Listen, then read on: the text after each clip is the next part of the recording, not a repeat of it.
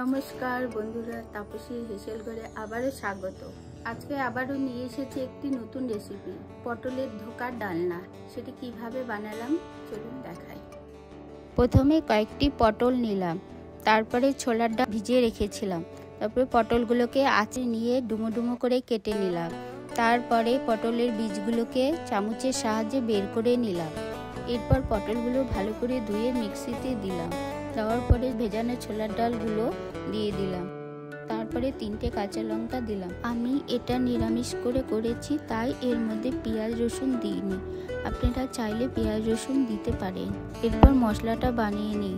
2 চামচ টক দই দিলাম, পরে আদা বাটা, লঙ্কা বাটা দিলাম, জিরার গুঁড়া, ধনিয়ার গুঁড়া আর হলুদের গুঁড়ো দিয়ে ভালো করে ফেটিয়ে নিলাম। কড়াইতে তেল দিয়ে তেল গরম হয়ে গেলে সামান্য হিং দিলাম। হিং দেওয়ার পরে পটলের পেস্টটা দিয়ে দিলাম।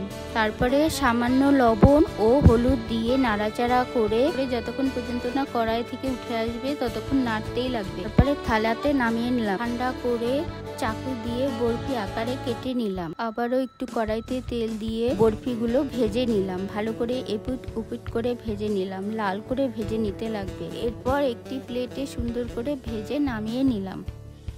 এরপর ওই তেলে জিরে, গরম মশলা, তেজপাতা ফোড়ন দিলাম। একটি টমেটো কুচি করে তেলের উপর দিয়ে দিলাম। টক দই দিয়ে যে মশলাটি বানিয়ে রেখেছিলাম সেই মশলাটি দিয়ে দিলাম। পরিমাণ মতো লবণ ও চিনি দিয়ে ভালো করে কষিয়ে নিলাম। এরপর সামান্য পরিমাণ জল দিয়ে দিলাম। জল ফুটে গেলে নামিয়ে দিলাম।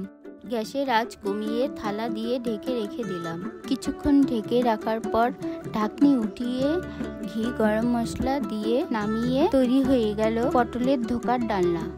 এটি নিরামিষের দিনে খেতে অপূর্ব লাগে। পেঁয়াজ রসুন দিয়ে খেতেও ভালো লাগবে।